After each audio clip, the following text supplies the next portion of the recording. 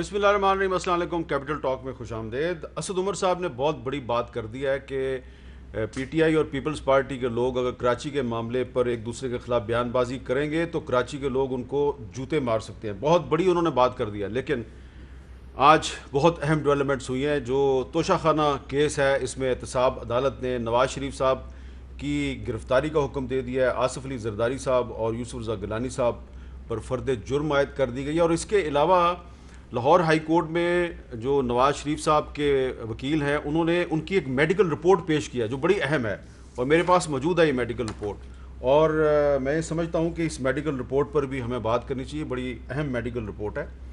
اور اس کے علاوہ آپ جانتے ہیں کہ ایک پنجاب میں آئی جی تبدیل ہوا ہے، اور یہ ایک بہت بڑا سیاسی مسئلہ بن گیا، اور مسلم لیگ نون اس معاملے کو لاہور ہائی کورٹ میں لے گیا ہے۔ ایک ایسا آئی جی جس کی وزیر اعظم عمران خان صاحب کچھ دن پہلے تک تعریفیں کر رہے تھے، اس کو اتنے ان سیریمونیس طریقے سے نکال دیا گیا۔ اس پہ واقعی بات تو ہوگی۔ ہمارے ساتھ موجود ہے جناب علی محمد خان صاحب، وزیر مملکت برائے پارلیمانی امور۔ بہت شکریہ علی بھائی۔ جناب سینیٹر مصطفیٰ نواز کھوکھر صاحب، پیپلز پارٹی کے سینئر رہنما، اور بلاول بھٹو زرداری صاحب کے ترجمان، اور رانا ثناءاللہ مسلم لیگ نون پنجاب کے صدر ہیں اور رکن قومی اسمبلی ہیں، اور کل ان کی نیب لاہور میں پیشی بھی ہے۔ نیب نے آج بہت سے اعلانات کیے ہیں، اس پہ بھی بات کرتے ہیں۔ سب سے پہلے میں علی محمد خان صاحب چاہوں گا کہ نواز شریف صاحب کا جو معاملہ ہے اس پہ تو بات کریں گے۔ یہ مسلم لیگ نون جو ہے آئی جی پنجاب کے معاملے کو لے گیا لاہور ہائی کورٹ میں، تو یہ معاملہ آئی جی کی ٹرانسفر کا معاملہ ہائی کورٹ میں چلا گیا ہے۔ اب کیوں چلا گیا ہے؟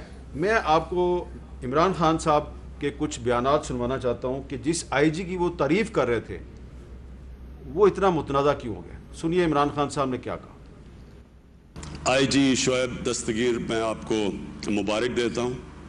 میں نے دیکھا کہ آپ نے بڑے بڑے یہ جو ڈاکو تھے اور یہ جو قاتل تھے ان کو پکڑنا شروع کیا، تو میں آپ سے آئی جی صاحب یہ ایکسپیکٹ کرتا ہوں کہ 2-3 مہینے کے بعد یہ کوئی بھی بڑا ڈاکو اور یہ مافیا اور یہ قاتل یہ کوئی نظر نہ آئے کسی پنجاب کی ڈسٹرکٹ کے اندر۔ ابھی تک میں آپ کو داد دیتا ہوں کہ 1 مہینے کے اندر آپ کی زبردست پرفارمنس رہی ہے، بہت اچھے، کیونکہ میں نے دیکھ رہا ہوں خوفناک قسم کے 15-20 سال جو قتل کر رہے تھے لوگوں کو، وہ آپ نے پکڑ کے جیلوں میں ڈالے ہیں۔ بڑا اچھا شروع آپ نے بہت اچھا کیا۔ آج صاحب، سب سے پہلے تو آپ کو آج خراج تحسین پیش کرتا ہوں۔ ہم انشاءاللہ آپ کو پوری آئی جی صاحب پوری سپورٹ پرووائڈ کریں گے۔ چیف منسٹر اور ہم نے فیصلہ کیا کہ ہم آپ کو ہر جگہ پہ آپ کی مدد کریں گے۔ آپ دیکھیں گے کہ ہماری حکومت آپ کے ساتھ کھڑی ہوگی۔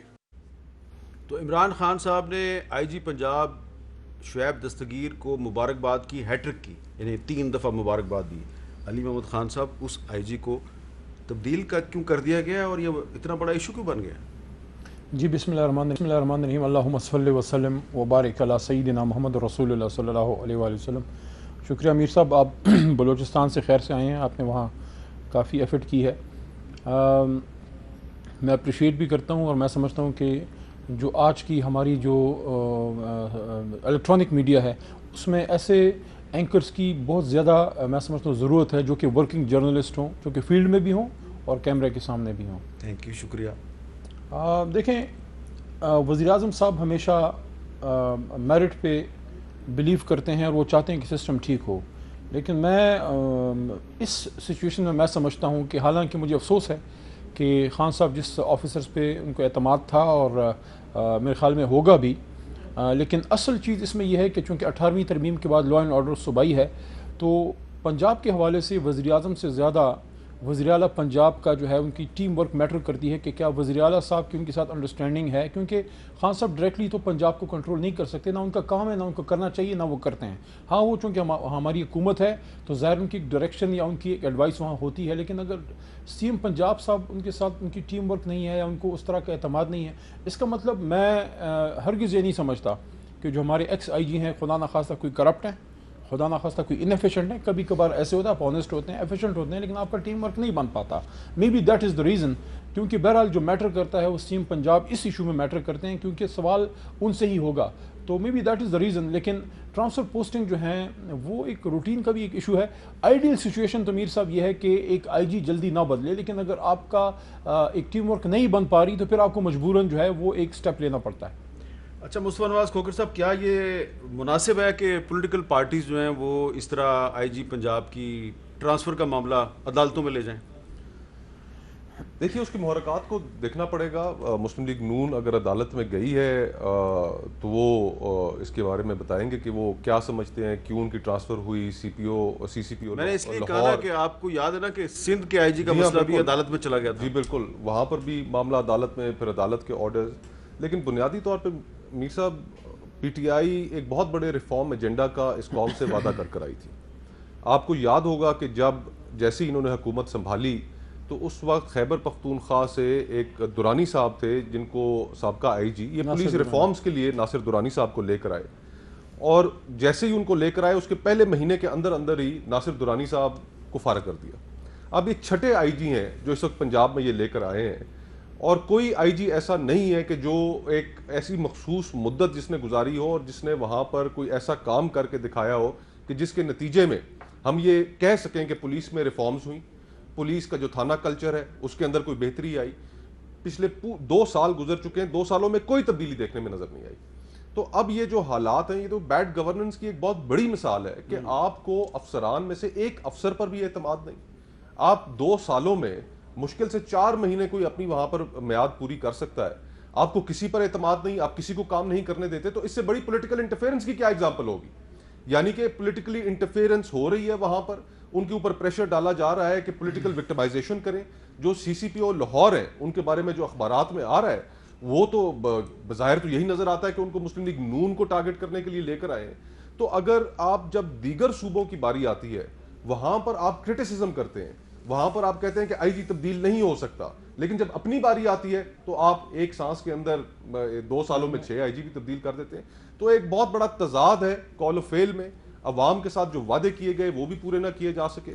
اس کے علاوہ ریفارمز میں آپ مجھے بتا دیں میر صاحب کہ ابھی انہوں نے, میرے بھائی نے کہا کہ لا اینڈ آرڈر جو ہے وہ پروونشل سبجیکٹ ہے. ٹھیک کہا انہوں نے. آپ پنجاب اسمبلی سے کوئی قوانین بتا دیں کہ جو عوام کی فلاح کے لیے ان پچھلے 2 سالوں میں انہوں نے پاس کیے ہوں.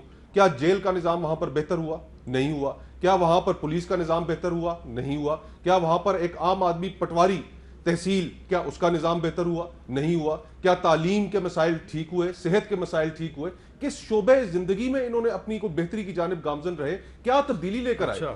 تو یہ ایک بہت بڑی چارج شیٹ ہے, اس سے بڑی بیڈ گورننس اس کا بھی جواب دیتے ہیں علی محمود خان صاحب. لیکن رانا ثناءاللہ صاحب آپ سے سوال سب سے زیادہ ریلیونٹ ہے کہ آپ کی پارٹی نے آئی جی پنجاب کی ٹرانسفر کا مسئلہ جو ہے یہ عدالت میں لے جانے کا فیصلہ کیوں کیا؟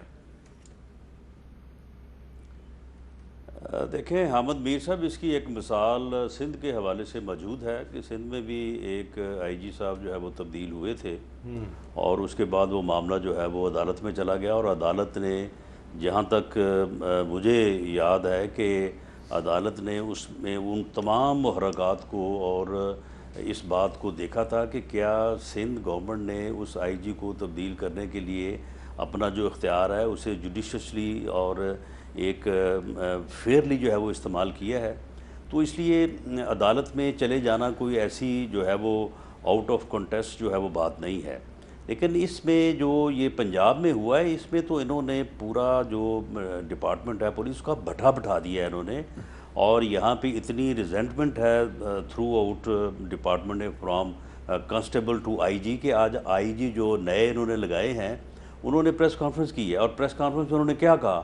انہوں نے کہا کہ بھائی میں تو ایک سیکشن آفیسر کے نوٹیفیکیشن کی مار ہوں, وہ جس وقت ہوگا تو میں چلا جاؤں گا. یعنی اس حد تک یہ چیزوں کو لے آئے ہیں کہ ایک آئی جی جو سٹنگ یعنی جو آج اپنا جو ہے وہ ٹینیور کا آغاز کر رہا ہے اسے اتنا کانفیڈنس ہے, تو وہ بعد میں وہ پھر کیا جو ہے وہ ڈیلیور کرے گا. اور اس کی جو بیک گراؤنڈ اس وقت ڈپارٹمنٹ کے لوگوں سے بھی اور ادھر ادھر سے بھی جو ہمارے انویسٹیگیشن کرنے والے صحافی ہیں ان کی بھی جو انویسٹیگیشن یا پتہ جوئی ہے وہ یہ بتا رہی ہے کہ شہزاد اکبر صاحب کچھ دنوں سے یہاں پہ پولیس افسرز کو انٹرویو کر رہے تھے, اور انہیں ایک بڑا ہی کوئی نٹوریس کریکٹر چاہیے تھا کہ جو یہاں پہ آ کے لاہور میں جو ہے وہ ان کے جو تقاضے ہیں ان کو وہ پورا کر سکے. تو پھر میں نے ہی یہ بتایا جا رہا ہے کہ یہ جو صاحب ہیں شیخ عمر صاحب یہ نہ صرف ایک داغدار ماضی رکھتے ہیں بلکہ ان کے اس نٹوریس کریکٹر ہونے کا جو ہے وہ باقاعدہ فائلوں میں جو ہے وہ ہمارے جو ادارے ہیں ان کی رپورٹس موجود ہیں. اور 3 ماہ پہلے جب ان کی پروموشن کا کیس آیا تو اس میں باقاعدہ آئی بی کی رپورٹ ہے اور دوسرے انٹیلیجنس ایجنسیز کی رپورٹ ہے کہ یہ بڑا نٹوریس کریکٹر ہے، یہ بڑا جو ہے یہ کرپٹ ہے، غلط کام کرنے والا ہے، نیگیٹو کریکٹر کا ہے۔ تو اس آدمی کو یہاں پہ لگایا گیا، اس نے اپنے آفس میں قدم رکھتے ہی وہاں پہ کچھ ایسی باتیں کی کہ جو آئی جی صاحب تک جب پہنچی تو انہوں نے کہا کہ یہ مس کنڈکٹ ہے، یہ کمانڈ کو جو ہے وہ ڈس اوبے کرنے والی بات ہے، اور انہوں نے اس کے خلاف انکوائری کا مطالبہ کیا۔ اب یہ آپ دیکھیں کہ یہ کس طرح کی یہ تعیناتی ہوئی ہے اور کس طرح کا ان کو پسندیدہ آدمی ملا ہے، اور اس سے انہوں نے کیا مقاصد حاصل کرنے ہیں کہ اس کے خلاف انکوائری نہیں کی انہوں نے اور آئی جی کو جو ہے وہ تبدیل کر دیا ہے۔ تو اب مجھے بتائیں کہ اس کے بعد جو ہے وہ اس پولیس سے یا اس ڈپارٹمنٹ سے کو کیا انصاف کی جو ہے وہ توقع کرے گا؟ ویسے رانا اور صاحب ایسی صورتحال میں عدالت کا دروازہ جو ہے وہ کھٹکھٹایا جا سکتا ہے، اور میں سمجھتا ہوں کہ عدالت کو اس میں جو ہے وہ مداخلت کرنی چاہیے۔ اب دیکھیں آگے عدلیہ کا اس میں کیا جو ہے وہ رسپانس ہوتا ہے۔ چلیں، یہ آپ نے کہا کہ عدالت میں جانا آپ کا حق ہے، لیکن وہ جو جس پولیس افسر کے بارے میں آپ نے اتنے الزامات لگائے ہیں انہوں نے کل ان الزامات کی تردید بھی کیا، لیکن علی محمد خان صاحب آپ نہیں سمجھتے کہ یہ جو معاملات ہیں یہ اگر عدالتوں میں جائیں گے تو پھر اتنا بڑا صوبہ ہے کس طرح چلے گا؟ پہلے میں ایک عرض کر دوں، یہ آپ کو یاد ہوگا پچھلی رژیم میں جب میاں صاحب وزیر اعظم تھے تو پیپلز پارٹی کا بھی آئی جی کا بڑا وہاں رولا رہتا تھا، اور میں اس زمانے میں نے یہ بات کی تھی کہ وزیر اعلیٰ اس وقت قائم علی شاہ صاحب تھے کہ یہ شاہ صاحب کا استحقاق ہے، وزیر اعلیٰ سندھ ہے، ان کو استحقاق ہے، ان کو جس کے ساتھ ان کی ٹیم ورک ہے تو آپ کو اگر وہ وزیر اعلیٰ منتخب ہے اس کو یہ مینڈیٹ دینا ہوگا۔ لیکن بہرحال یہ کافی امپورٹنٹ ایشوز ہیں۔ میں ایک چیز میں اس کو مناسب نہیں سمجھتا کہ مسلم لیگ نواز اور چیزوں پہ یہ ضرور سیاست کریں، لیکن دیکھیں یہ پروفیشنل سولجرز ہیں، پروفیشنل آفیسرز ہیں، یہی آئی جی صاحب جو ابھی عہدے سے سبکدوش ہوئے ہیں پی ایس پی کے مین ممبر ہیں، کل کو پھر کسی صوبے میں آئی جی ہوں گے، ہو سکتا ہے ادھر دوبارہ کسی کچھ عرصے بعد لگ جائیں۔ ہمیں ان افسران کو پولیٹیسائز نہیں کرنا چاہیے اپنے سیاسی مقاصد کے لیے۔ اگر ان کے ساتھ کوئی زیادتی ہوئی ہے جو بھی ہے تو ٹرانسفر پوسٹنگ ہوتی ہیں، یہ ایک روٹین کا میٹر ہے، ہاں آپ اس پہ کوسچن ضرور جو ہے وہ اٹھا سکتے ہیں۔ باقی میں یہ ضرور کہنا چاہوں گا کہ جو ابھی انہوں نے بات کی ہے ہمارے اس کی شہزاد اکبر صاحب کی کہ ان کی کوئی میٹنگ ہوئی ہے اور انہوں نے کوئی نوٹوریس، دیکھیں گورنمنٹ کے جتنے بھی آپ لوگ ہوتے ہیں آپ ایک لیول تک ویٹنگ تو ضرور کرتے ہیں، لیکن ڈائریکٹ انٹرفیئرنس نیچے لیول پہ نہیں ہونی چاہیے۔ میں نہیں سمجھتا کہ کوئی اس طرح ہوا ہوگا کہ کوئی نوٹوریس ہمیں کوئی بندہ چاہیے، حالانکہ اس طرح کے الزامات جو ہیں رانا صاحب کی جماعت پہ بھی لگتے رہے کہ حمزہ صاحب کے بارے میں کہ حمزہ شہباز صاحب جو ہیں وہ ڈی ایس پیز نامینیٹ کرتے تھے، یا شہباز شریف صاحب ڈائریکٹ جو ہے ڈی پی اوز نامینیٹ کرتے تھے۔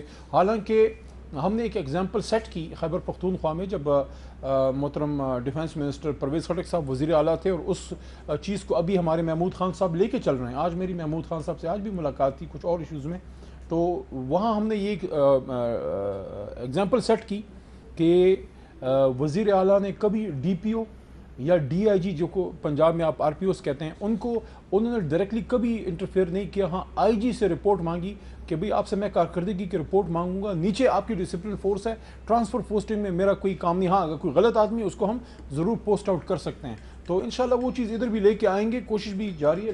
مصطفیٰ بھائی نے بات کی ہے اگر آئیڈیل سچویشن پنجاب میں نہیں ہے تو سندھ میں تو آپ 12 سال سے ہیں، لیکن میں ڈیفینڈ نہیں کر رہا، میں یہ سمجھتا ہوں کہ پنجاب میں پولیس ریفارمز میں ہمیں اور بھی بہت زیادہ کام کرنا ہے۔ ٹھیک ہے، آپ نے خیبر پختونخوا کی بات کی۔ مصطفیٰ بھائی، آج چیئرمین نیب نے بلین ٹری سونامی منصوبہ جو ہے اس میں 6 انکوائریوں کی منظوری دے دیا، اور 6 کی 6 انکوائریوں کا تعلق خیبر پختونخوا کے ساتھ ہے، اور دوسری طرف آپ کی لیڈرشپ پہ آج انہوں نے توشہ خانہ ریفرنس میں فرد جرم بھی عائد کر دیا۔ آپ کو نہیں لگ رہا کہ نیب کافی بیلنس ہوتی جا رہی ہے؟ دیکھیے نیب جتنی بیلنس ہے اس کی گواہی تو ان کا پچھلا 2 سالہ ریکارڈ دے رہا ہے۔ اگر پبلک پریشر کی بنیاد پر اگر جو اس وقت بین الاقوامی ادارے نیب کی کارکردگی کے بارے میں کہہ رہے ہیں، ہیومن رائٹس واچ جس کی رپورٹس جب کشمیر پہ وہ کچھ کہہ دیں تو ہمارے وزیر خارجہ لہراتے ہیں اور بڑے فخر سے لہراتے ہیں کہ دیکھو ہیومن رائٹس واچ نے کیا کہہ دیا۔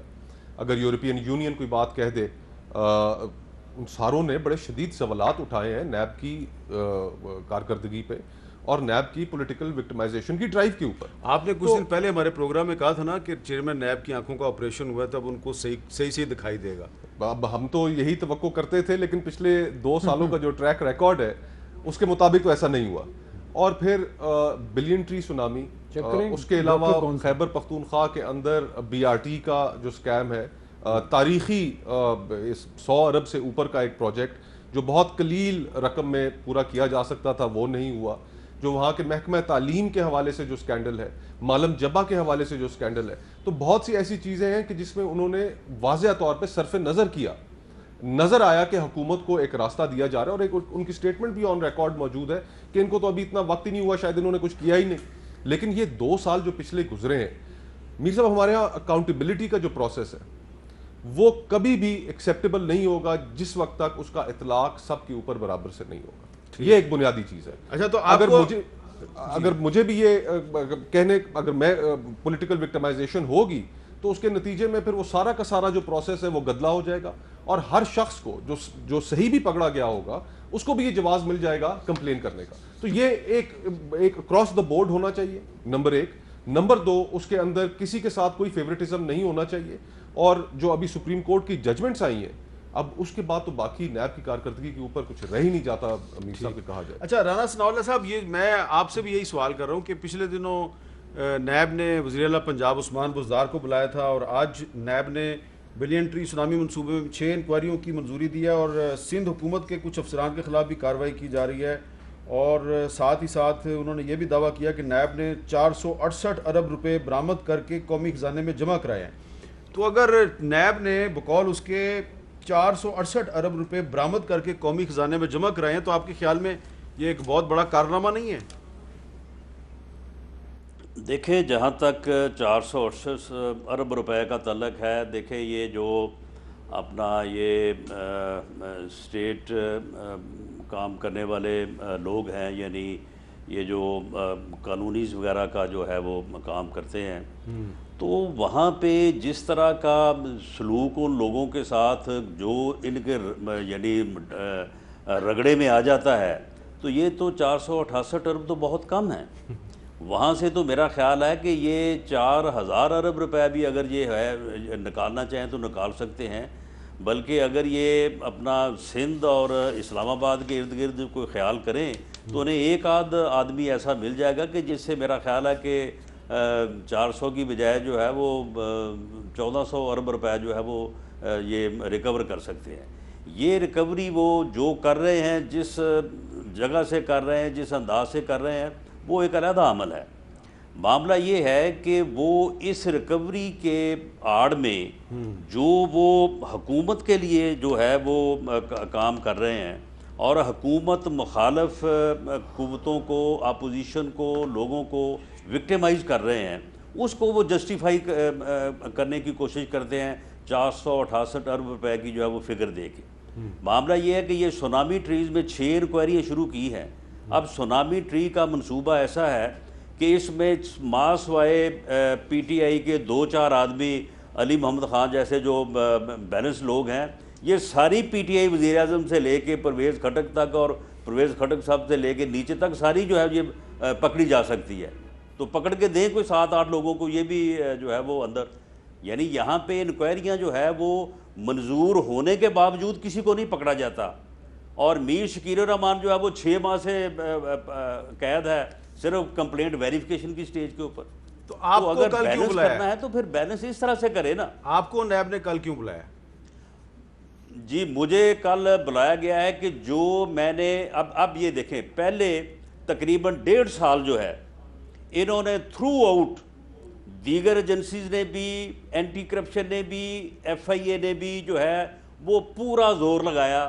جب ان کو کوئی چیز نہیں مل سکی تو انہوں نے پھر مفروضہ یہ قائم کیا کہ ان کو پکڑ کے ہم جیل میں بند کریں گے تو پھر چیزیں سامنے آئیں گی. انہوں نے مجھے ایک بے بنیاد کیس میں, نارکوٹکس کیس میں جو ہے وہ ڈرگز ڈال کے اپنے پاس سے گودام سے نکال کے مجھے جو ہے وہ انہوں نے جیل میں ڈالا. اور اس کے بعد پھر 6 ماہ جو ہے لگے رہے ANF اور باقی سارے. 6 ماہ کے بعد جب میری ضمانت ہوئی ہے ہائی کورٹ سے, 24 دسمبر کو میری ضمانت ہوئی ہے, 25 کو چھٹی تھی, 26 کو مچلکے وغیرہ داخل ہو کے میں باہر آیا ہوں تو 27 کو جناب نیب نوٹس لے کے کھڑی تھی. اب نیب ان 6 ماہ میں 7 ماہ میں کوئی 1 روپے کا اگر کوئی اکاؤنٹ جو ہے بے نامی اکاؤنٹ یا کوئی میرا کوئی اکاؤنٹ جو میں نے ڈکلیئر کی اس کے علاوہ کو اگر ہے تو بتائیں. کوئی 1 روپے کی پراپرٹی جو پراپرٹیز میں نے پچھلے 8 سال 10 سال 15 سال 20 سال سے ڈکلیئر کی ہیں ان کے علاوہ کوئی ہے تو بتائیں. لیکن وہی کویشچن جو ہے کہ جی آپ کے ایسٹس آپ نے یہ چیز کہا ہے کہ میں نے 10 روپے میں لی ہے, نہیں یہ تو 15 بنتے ہیں, 15 کے 20 بنتے ہیں, 20 کے 30 بنتے ہیں, اس میں جو ہے وہ کویشچن آنسر ہو رہے ہیں. اور یہ نیب جو ہے یہ کوئی ادارہ نہیں ہے, یہ صرف ایک اپوزیشن کنٹرول ایجنسی ہے. یہ اے پی سی کنٹرول پروجیکٹ کے اوپر کام کر رہی ہے. اچھا, اے پی سی کنٹرول جوائنٹ سیشن کنٹرول کے اوپر جو ہے وہ کام کر رہی ہے. یہ کوئی اس کا احتساب سے کوئی تعلق نہیں ہے, یہ صرف اور صرف چلے دیکھتے ہیں کہ نیب جو ہے موجودہ حکومت جو ہے وہ نیب جو ہے وہ کافی اعلانات کر رہی ہے پی ٹی آئی کے بارے میں. یہ جو آج کی پریس ریلیز ہے دیکھتے ہیں, یہ صرف نہیں, وہ صرف اعلانات ہی ہے نا. ہاں, یہ بزدار صاحب کو پکڑ کے بٹھائیں اس کو. اچھا چلیں یہاں پہ ایک بریک. اگر میاں شہباز شریف جو ہے وہ انکوائری سٹیج پہ اریسٹ ہو سکتا ہے تو کرے نا اسے بھی. اچھا, اب میں نے نواز شریف صاحب کے بارے میں خٹک صاحب کو بٹھائیں, ان کی جو میڈیکل رپورٹ آج پیش کی گئی اس پہ بات کرتے ہیں وقفے کے بعد.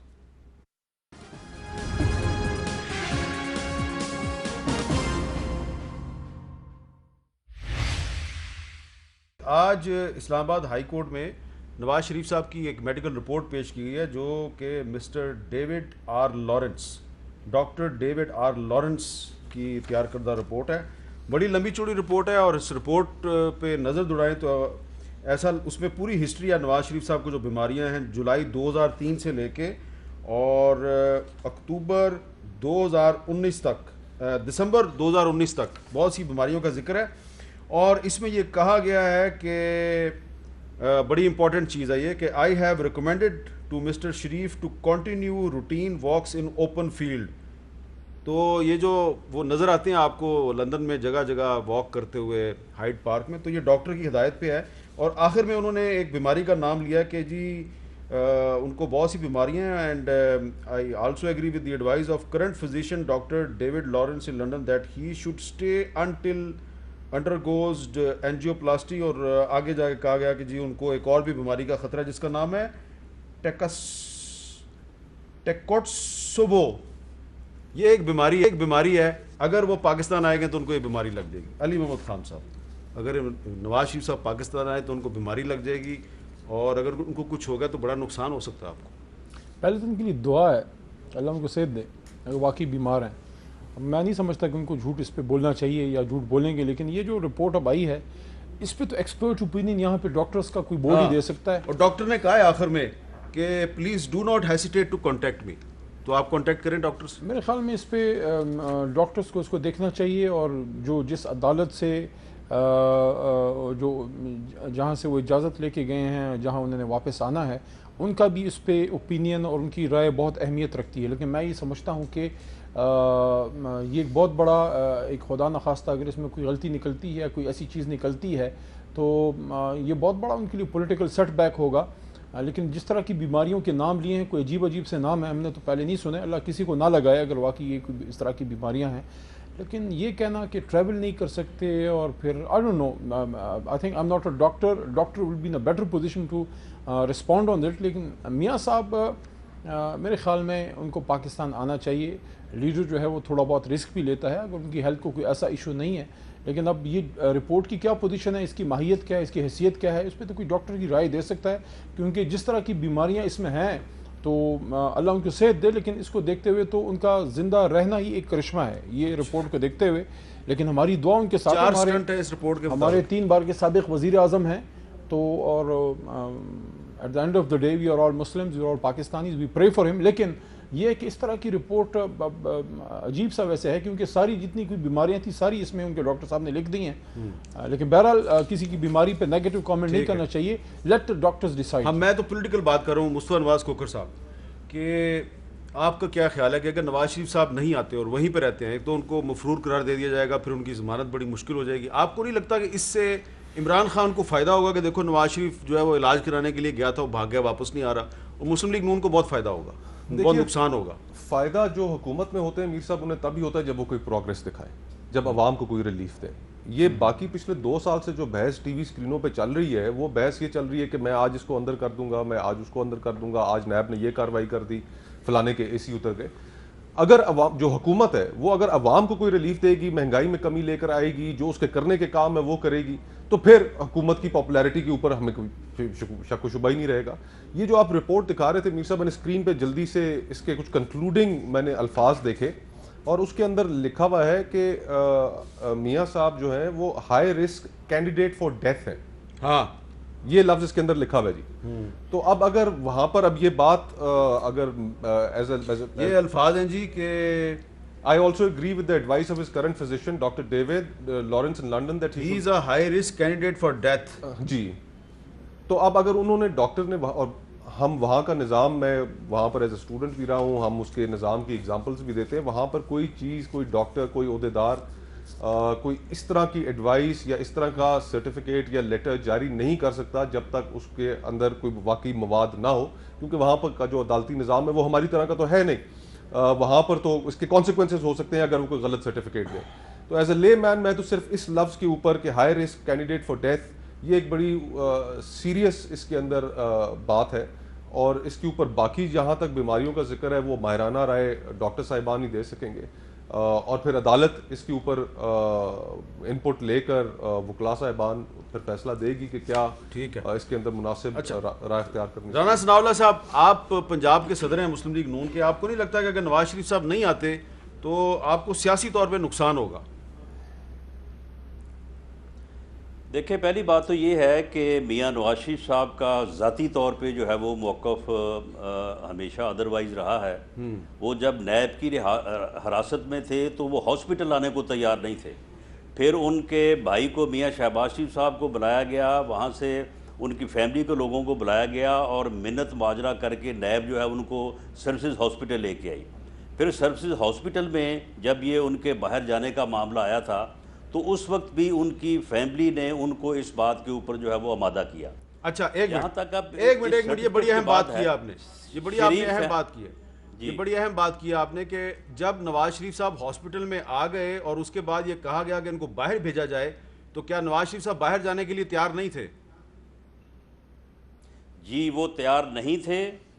پھر میاں شہباز شریف صاحب نے ان کی بھی بات انہوں نے نہیں مانی. پھر ان کی والدہ کو, فیملی کے دوسرے لوگوں کو, مریم نواز صاحبہ کو لایا گیا وہاں سے کوٹ نقبہ جیل سے, اور اس کے بعد ان کو اس بات پہ ایگری کیا گیا کہ یہ آپ کی رپورٹس ہیں, یہ آپ کی صورتحال ہے.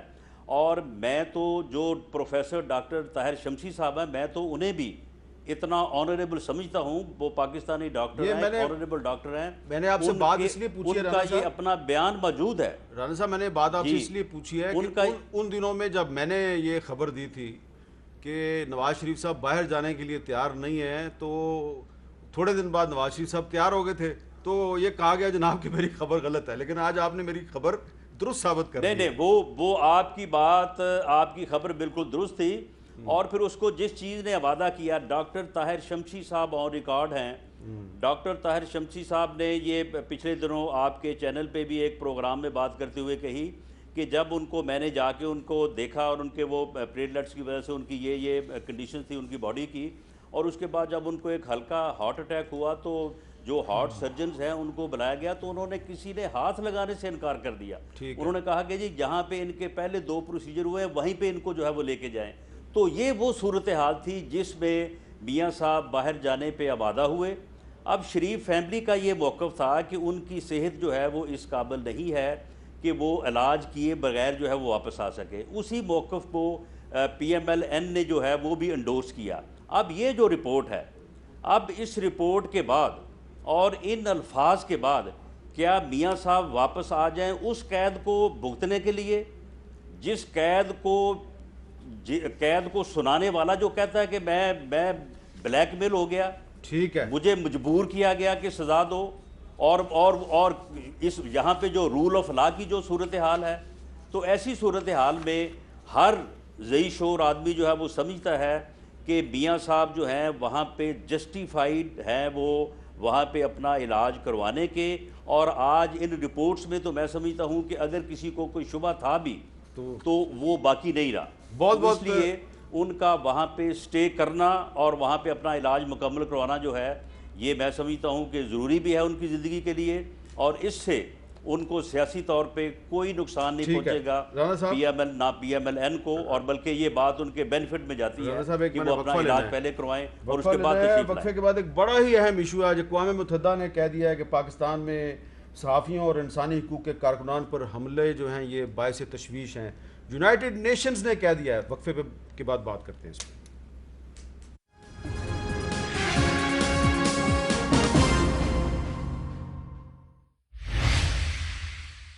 علی محمد خان صاحب، آج یونائٹڈ نیشنز کی طرف سے، یعنی کہ یونائٹڈ نیشنز ہیومن رائٹس جو کمیشن ہے اس کے اسپوکس پرسن نے یہ ایک سٹیٹمنٹ دیا ہے کہ پاکستان میں انسانی حقوق کے کارکنوں پہ اور صحافیوں پہ حملے کیے جا رہے ہیں جو بڑے باعث تشویش ہیں، اور اس میں خاص طور پہ کہا گیا کہ کم از کم 4 صحافی اور بلاگرز جو ہیں ان کو قتل بھی کر دیا گیا. تو یہ نہ صرف یہ کہ freedom of expression under threat ہے بلکہ ہیومن رائٹس کی بھی بڑی وائلیشنز ہو رہی ہیں. آپ کو نہیں لگتا اس سے آپ کی حکومت کا امیج جو ہے اس کو نقصان پہنچے گا؟ اور اب آپ انڈیا کے بارے میں نہیں کہہ سکتے کہ دیکھو United nations human rights commission India کے بارے میں کیا کہہ رہا ہے، تو پاکستان کے بارے میں دیکھیں یونائٹڈ نیشنز کی طرف سے جب بھی کوئی بات ہو رہی ہے اس کی ایک اہمیت ضرور ہوتی ہے، لیکن ایسا بھی نہیں ہے کہ خدا نخواستہ پاکستان میں کوئی ایسی صورتحال ہے کہ بس کچھ ہر طرف اس طرح کی افراتفری ہے.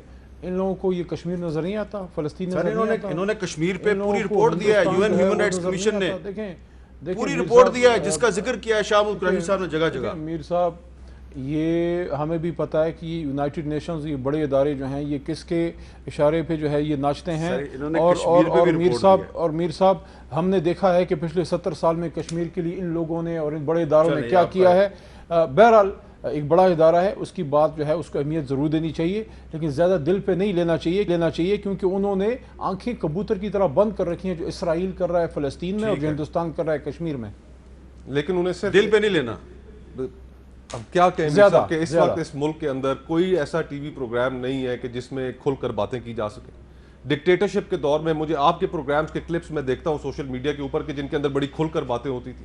آج صحافیوں کے اوپر پابندی ہے، اخبارات کے اوپر پابندی ہے. فریڈم آف ایکسپریشن اس ملک کے اندر جو ہمارا آئینی حق ہے اس آئینی حق کو بری طرح کمپرومائز کیا جا چکا ہے. اقوام متحدہ کہہ رہی ہے، کمیٹی ٹو پروٹیکٹ جرنلسٹس کہہ رہی ہے پاکستان دنیا میں خطرناک ترین ممالک میں ہے جرنلسٹ کے لیے، اور اس ساری صورتحال میں حکومت کی طرف سے ہم یہ کہیں کہ دل برا نہ کریں. یعنی کہ اس وقت جو لوگوں تک بات پہنچانے کا ذریعہ جو ہے، جو کریڈیبلٹی ہے، میری نظر میں تو وہ پرنٹ اور الیکٹرانک میڈیا کھو چکا ہے. اب تو لوگوں کے پاس صرف سوشل میڈیا ہے اور وہاں پر لوگوں کی جو زبانیں جو گفتگو ہے وہ اس کے اوپر چل نہیں سکتی. آپ عوام کے اندر اینگر دیکھیں، فرسٹریشن دیکھیں جو بلڈ اپ ہو رہا ہے، تو اس کے اوپر انہیں میرے خیال سے تو بڑا ایک میچور ویو لینا چاہیے، لوگوں کو وینٹ آؤٹ کرنا دینا چاہیے. آپ نے ایک بہت بڑی بات کر دی ہے کہ اب الیکٹرانک میڈیا اور پرنٹ میڈیا کی کوئی کریڈیبلٹی نہیں رہی اور لوگ جو ہیں وہ اب سوشل میڈیا کی طرف جا رہے ہیں. یہ آپ کی ایک رائے ہے. رانا ثناءاللہ صاحب، یہ مصطفیٰ نواز کھوکھر صاحب صحیح کہہ رہے ہیں یا غلط کہہ رہے ہیں، یا ہاں یا نہ میں جواب دے دیں، ٹائم ختم ہو گیا میرا. یہ 100% صحیح کہہ رہے ہیں. واقعی درست ہے کہ الیکٹرانک میڈیا میں ماسوائے آپ جیسے ایک دو بندے جن کی اپنی ورتھ ہے، جن کو ابھی اتنی آسانی سے ہٹایا نہیں جا سکتا سکرین سے، ان کے علاوہ کوئی آدمی جو ہے نہ وہ بات کر سکتا ہے نہ اسے یہ جو آپ نے اب میرے بارے میں جو کہہ دیا ہے اس کے بعد لگتا ہے کہ میرے لیے خطرہ بڑھ جائے گا. اس لیے رانا صاحب آپ کا بہت بہت شکریہ، اور علی محمود خان صاحب آپ کا بھی شکریہ، مصطفیٰ نواز کھوکھر صاحب آپ کا بھی شکریہ، اور ناظرین آپ کا تو بہت ہی شکریہ. اجازت دیجیے، اللہ حافظ.